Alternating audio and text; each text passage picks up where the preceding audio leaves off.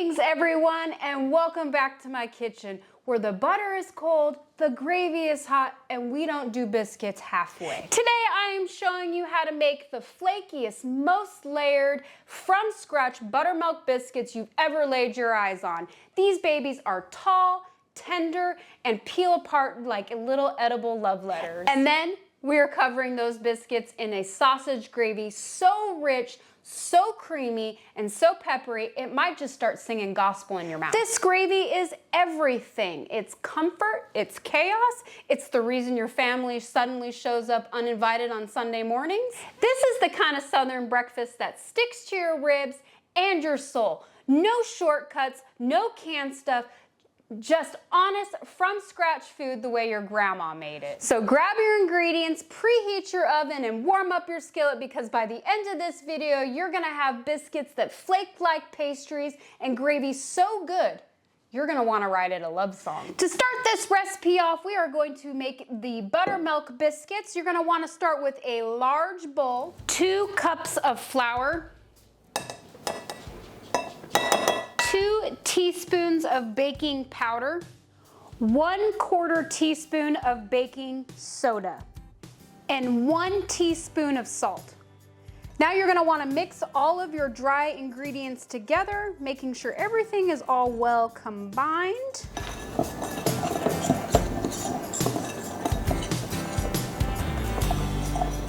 Now that you got all of your dry ingredients well combined, you're gonna wanna take 7 tablespoons of cold butter and cut them into slices, about like this, and just put them inside the dry ingredients.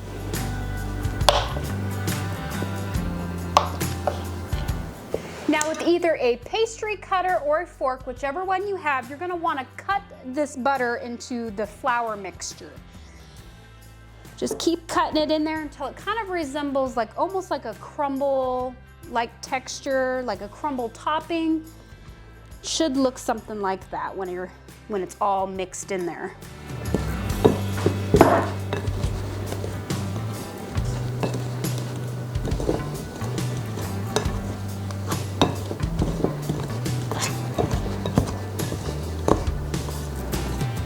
Once you get all your butter cut into your flour mixture, you should have something that looks kind of like this. It's kind of crumbly looking, almost kind of looks like sand, like sandy texture, but something like this. Now that your flour mixture is all ready to go with the butter, you're gonna wanna add 3/4 cups of buttered milk. I got my 3/4 cups of buttermilk, and actually I'm going to need to save just 2 tablespoons of some buttermilk, as we're gonna be brushing this on the top of our biscuits when that time comes. Once you get all of your buttermilk poured into your flour mixture, you're gonna wanna give this a good mix, making sure all of that buttermilk gets mixed in there with all that flour and butter. It's gonna be delicious.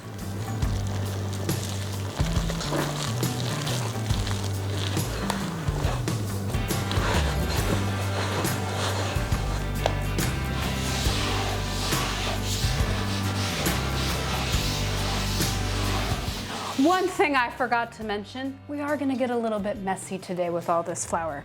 But you're gonna wanna take your dough, now that all the buttermilk's mixed in there, and turn it onto a lightly floured surface. You're gonna wanna pat this out to kind of like a rectangle shape, just to get the basic shape started. Now, I'm not gonna lie to you guys, this step right here that we're about ready to do is the most important step in making these very flaky and have very many layers on them. So once you get your dough kind of out in like a rectangle shape, you're gonna kind of wanna take it and just fold it in half, and then once again, pat it out to another rectangle shape with your hands. Or you can use a rolling pin. That might be a little bit easier. Once you get that first fold all flattened back down and in a rectangle shape, you're gonna wanna take it again and fold it in half and do the same thing over again. Pat it back out so it's like a rectangle shape. After that second fold, once you got it back out to another rectangle shape, you're gonna wanna take it again and fold it in half and pound that down so it's another rectangle shape. And we're gonna do it and fold it one more time. Now that we got it all folded up, kind of creased down, we're actually gonna roll this out into a rectangle shape again, but we're only gonna wanna make sure it's about 1/2 inch thick.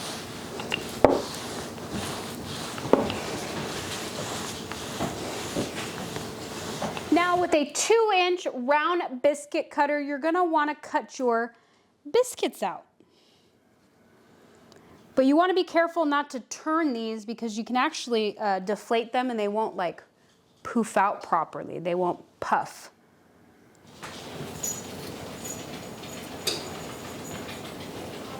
Just make sure you cover up all the spots you have available on your rolled out dough.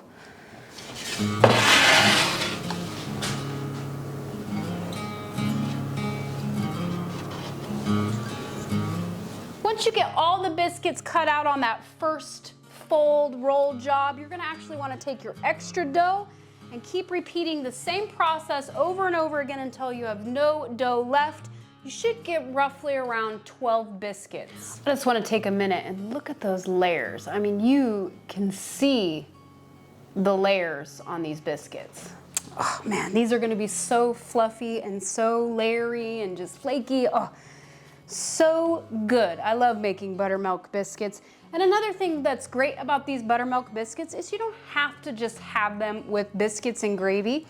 You can have them with soup, stews, dinners. They're just perfect for any meal, but especially for breakfast. They worked really nicely for breakfast.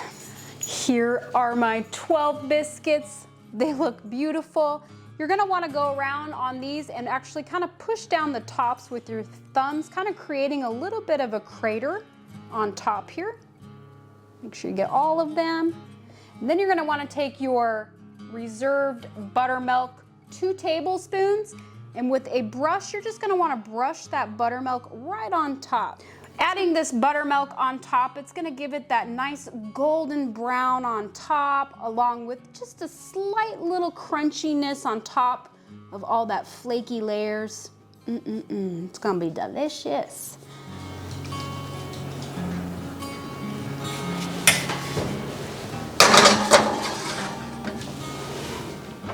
You're gonna wanna bake these at 425 for 15 minutes or until golden brown on top. So while those biscuits are baking and before we start the gravy, let's have a quick biscuits and gravy history bite. Biscuits and gravy go way back, like early 1800s. In fact, in early America South, folks needed a cheap, hearty meal. So they took their leftover pork fat from cooking sausage or bacon, stirred in some flour, threw in some milk, and boom, white gravy was born. No fills, just flavor. Biscuits? They started off as a hard, dense survival bread. Think edible bricks.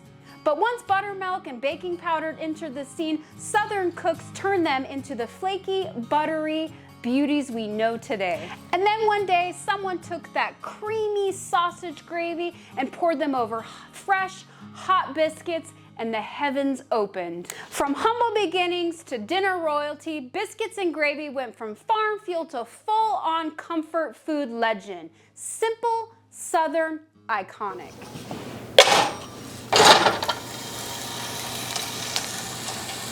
So in a large pan over medium-high heat, you're gonna wanna brown your sausage and do not drain the fat.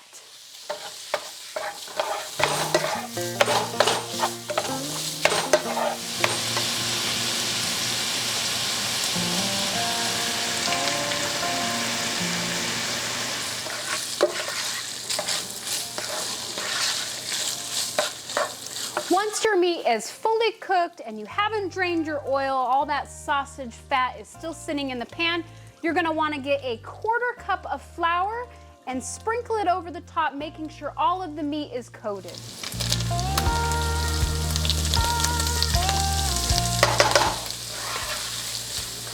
Want to make sure all that pork fat is getting absorbed by that flour and everything's coated. Give it a nice little stir. Once the flour is coated all of that meat, you're gonna wanna add 2 cups of milk, 1 cup of water, 1 teaspoon of garlic powder, 1 teaspoon of onion powder, 1 tablespoon of parsley, and salt and pepper to taste.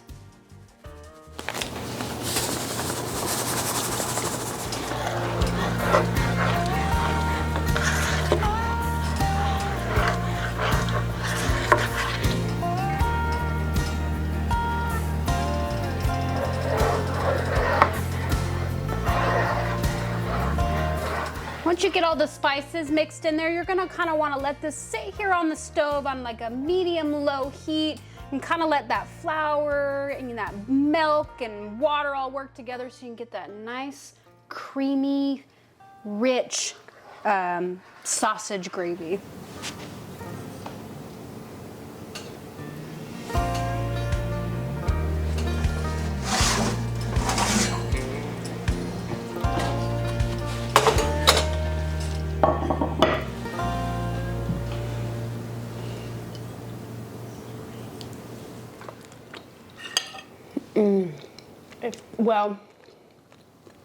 If this doesn't taste like Sunday mornings and Southern hospitality had a baby, I don't know what does. Thanks for hanging out with me in the kitchen. We whipped up some biscuits from scratch, whipped up some rich peppery sausage gravy, and hopefully made a little mess in the process.